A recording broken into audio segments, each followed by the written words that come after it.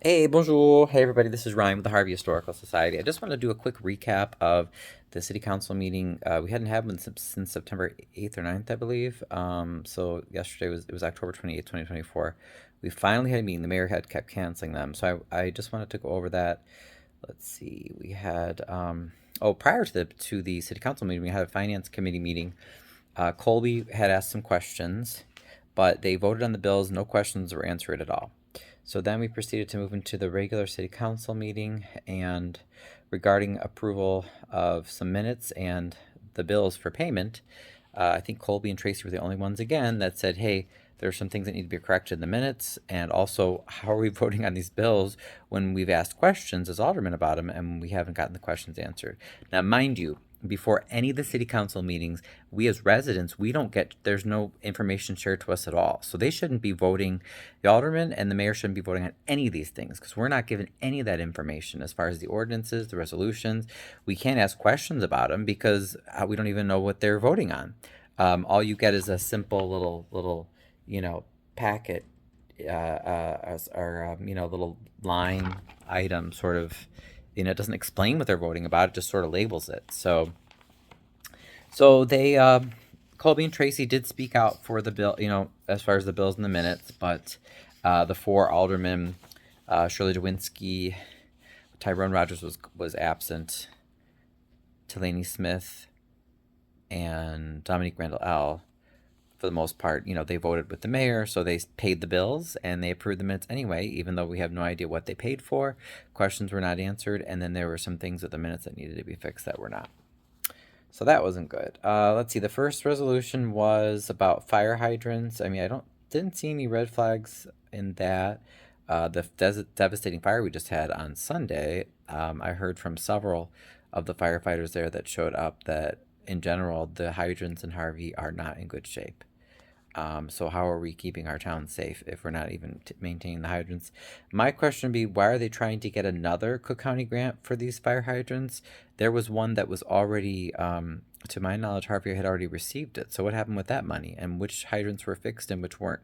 But again, since no information is ever released to us, we don't know. Then there was another settlement, which is not good, right? They approved a settlement for the city of Harvey. No idea what it was for.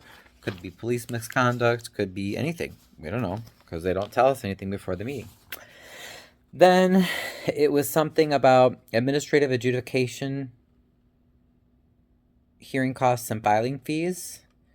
I believe, again, I know I've seen one ordinance in the past where they tried to pass it earlier this year to drastically increase different fines and fees, as well as the mayor wants to do more of these things at Harvey City Hall instead of at Markham, which I think puts way too much power into his hands. And also, why are they jacking up these fees? It's like they're desperate for money. Not a good thing. Of course, they voted to approve that over the objections of Colby and Tracy. The next one was a Cook County hazard mitigation plan. I mean, I'm not exactly sure, again, what that is. I can't tell you the details on these things, but just from the basic title, it doesn't seem to be anything controversial. Then there was an ordinance reorganizing the police department, rescinding the decision to eliminate sergeants. Would like to see more information on that. What in the world does that mean? Um, there was something regarding the sheriff's treatment response team. So that could be something good, but again, we don't really know what they voted on. Then there was an ordinance to sell off an old fire engine and some fire tools. Could be legit, but again, we don't know. Weren't given any background information, and the mayor refused to answer any questions.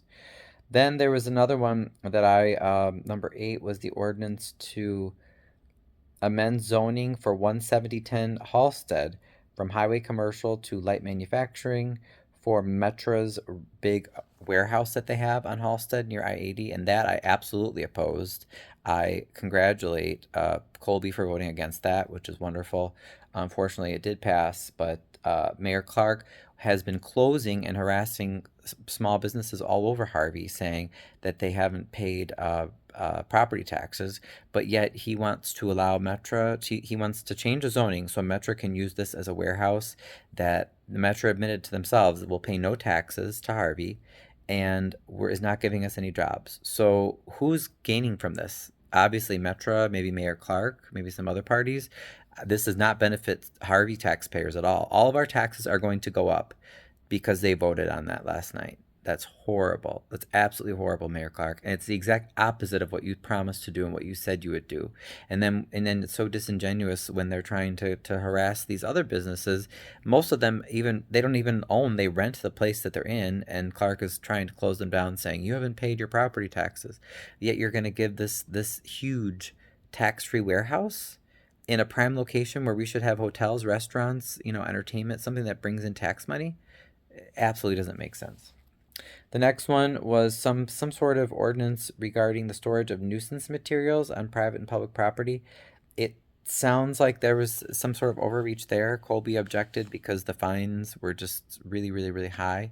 So I don't know again what exactly that was, but it didn't sound good to me. The last one was something to give a contract for Anchor Heavy Civil LLC to do the Roby Avenue storm pipe replacement. Now, it could be good, but it could not be. And Colby raised the point of they didn't get proper 3 bids on it, and none of this process was transparent. So why are they getting paid tens of thousands or however much exactly it was, because it doesn't say on the information they disclosed to the public.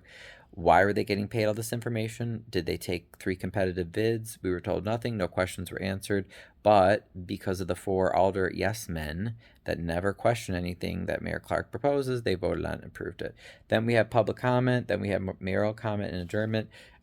Some people I know, Chappelle Hooks was told to leave because she said something very quiet that you could barely even hear, and was given a $500 ticket and charged with oh, I forget what they call it. Something. It was whatever the charges that they did against me when I was arrested, and I'm sure she'll get them dismissed. But still, several other people were escorted out and were almost arrested for very similar things. Very, very small comments, nothing that was disrupting or stopping the meeting. So overall, the mayor and city council, other than Colby and Tracy, are getting big old F's for transparency, and we don't know what they're voting on ahead of time. They're pushing things through really quickly. People are not allowed to speak. They're not allowed to ask questions. So this is a failure in every way, for transparency, for honesty, for good government, and everything that Mayor Clark and the other aldermen campaigned on. This is against everything that they said that they stood for. So we can do better, Harvey. And that's your summary.